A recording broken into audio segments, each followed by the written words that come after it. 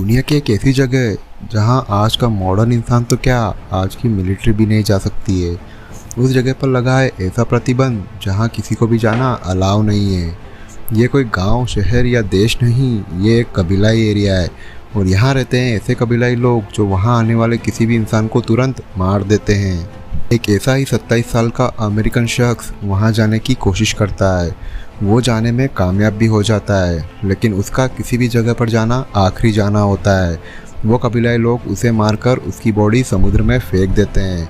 तो आखिर कौन था ये शख्स और क्या थी इसकी कहानी, ये सब जानने से पहले हम जान लेते हैं कि इस जगह को और इसकी खतरनाक होने के पीछे के कारण को। दोस्तों, आपने अंडमान निकोबार का नाम जरूर सुना होगा। यहाँ छोटे बड़े सब द्वीपों को मिलाकर 572 आइलैंड हैं और यहाँ पर 37 द्वीपों पर ही आबादी रहती है। और इन्हीं आइलैंड में से एक आइलैंड ऐसा है जिसका नाम सेंटिनल आइलैंड है, जिसे नॉर्थ सेंटिनल आइलैंड भी कहा जाता है। यहाँ एक जनजाति रहती है जिसे सेंटिनलीज ट्राइब कहा जाता है। ये कबीलाई लोग इतने खूंखार और आक्रामक होते हैं कि इन्हें कोई भी बाहर के व्यक्ति का आना पसंद नहीं आता है। ये आइलैंड भारत का होने से भारत सरकार ने इस आइलैंड पर जाना प्रतिबंधित कर रखा है। 2018 में एक अमेरिकन शख्स जिसका नाम जॉन एलन चू, जो एक अमेरिकन मिशनरी था, वहां जाने की गलती कर देता है। ये शख्स 2 बार वहां जाता है। जब वह पहली बार जाता है तो कबीलाई लोग इस इंसान पर तीर और भाले से हमला कर देते हैं, जिससे वह वापस आ जाता है। लेकिन वो दोबारा 17 नवंबर 2018 को वहां जाने के लिए निकलता है।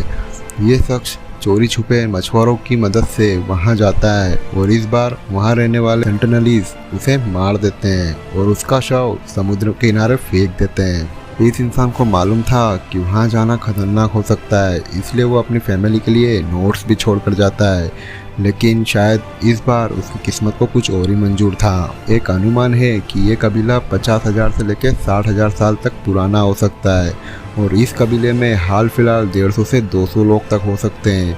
और दोस्तों, इस कबीले से कांटेक्ट करने की कोशिश पहले भी होती आई है। सन 1800 में अंग्रेजों ने अंडमान निकोबार आइलैंड की ट्राइब्स को पकड़ने और सिविलाइज करने की कोशिश की थी। कई जनजातियों की मौत बीमारी से हो गई क्योंकि उनके शरीर में इन बीमारियों से लड़ने की इम्यूनिटी नहीं थी। सेंटिनलीज शायद इसी कारण आउटसाइडर को खतरा मानते हैं। 1974 में एक डॉक्यूमेंट्री टीम भी वहां गई थी। उनके साथ इंडियन अथॉरिटीज़ भी थी। उन्होंने उस कबीलाई लोगों को नारियल, खिलौने, बर्तन गिफ्ट दिए, लेकिन अचानक सेंटिनलीज लोगों ने तीर चलाने शुरू कर दिए, जिससे एक डायरेक्टर के पैर में तीर भी लगा था।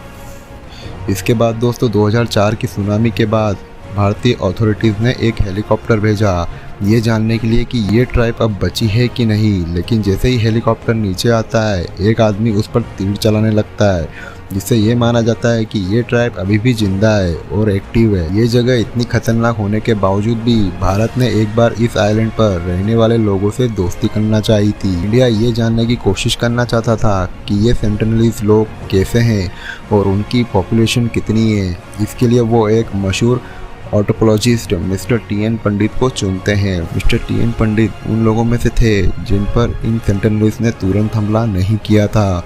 इन्होंने काफ़ी सालों तक अंडमान निकोबार आइलैंड की ट्राइब्स पर रिसर्च भी करी थी। जब वे वहां जाते हैं तो अपने साथ नारियल, बनाना जैसे गिफ्ट भी लेकर जाते हैं और दूर से ऑब्जर्व करने की कोशिश करते हैं कि ये लोगों का व्यवहार कैसा है और ये लोग कैसे रहते होंगे। इनकी रिसर्च पूरी होने के बाद ये तय किया गया कि इन लोगों को परेशान ना किया जाए और नो कॉन्टैक्ट पॉलिसी रखी जाए। तभी से यहाँ जाना प्रतिबंधित है। तो नॉर्थ सेंटिनलीज आइलैंड आज भी दुनिया का सबसे बड़ा अनसॉल्व्ड मिस्ट्री है, जहाँ इंसान नहीं सिर्फ राज रहते हैं।